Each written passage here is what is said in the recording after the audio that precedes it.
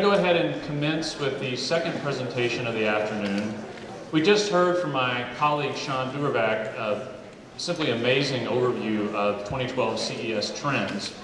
And what we're going to do in the second hour is really to try to augment your understanding of trends and really build upon that foundation that Sean Duerbach really put down so articulately about the trends we're seeing at the show this year through digital world, some global forecasts to, again, embellish, if you will, your understanding not only of the trends speaking globally about CE, but also the market size and market opportunity that we see really unfolding around the world. Good afternoon, everyone. My name is Steve Koenig. I'm the Director of Industry Analysis for Consumer Electronics Association. And I'm very pleased indeed to be joined on the stage this afternoon by my colleague Steve Bambridge, who is the Global Business Director for GfK Boutique Research, CEA's partner.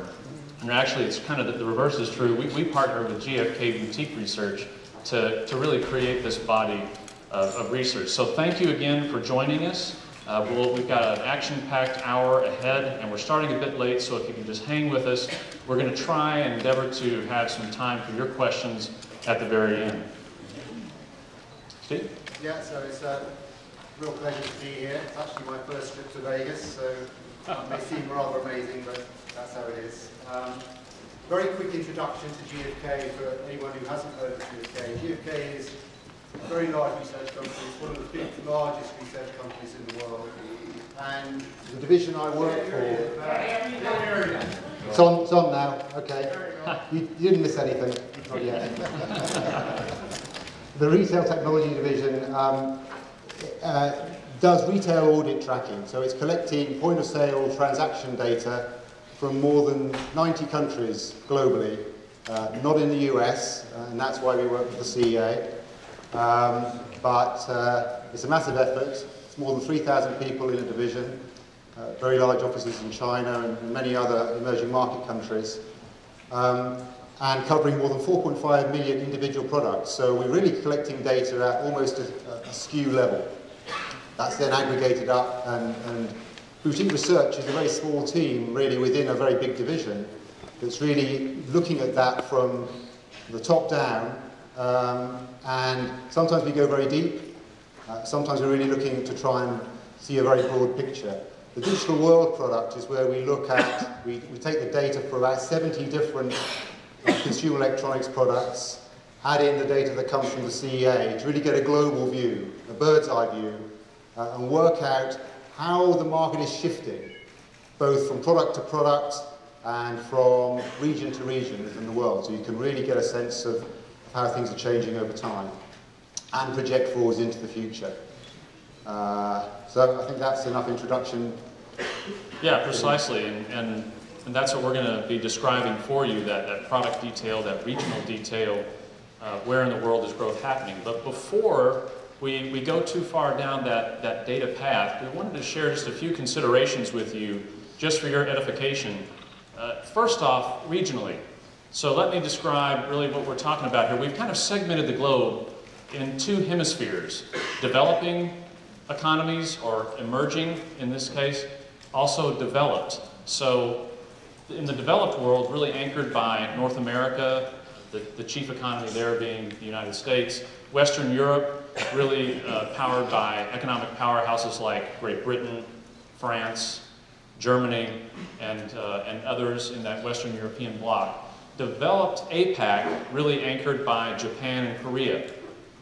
The big question here is, where are the BRICS markets? So this is where we have to step over to the emerging hemisphere, and we find Russia in Central and Eastern Europe, Latin America, obviously Brazil present there, emerging APAC. This is one to pay attention to, because what you're going to see in the data here is a really consistent story, because two quite large emerging economies, India and China, can be found here.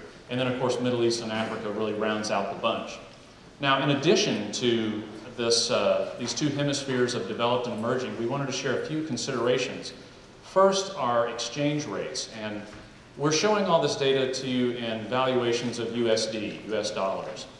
But really, we have to, because GfK collects this information really in over 100 different countries, there's a variety of different currencies. So we really have to normalize these currencies down to the dollar, the euro, whatever the case may be.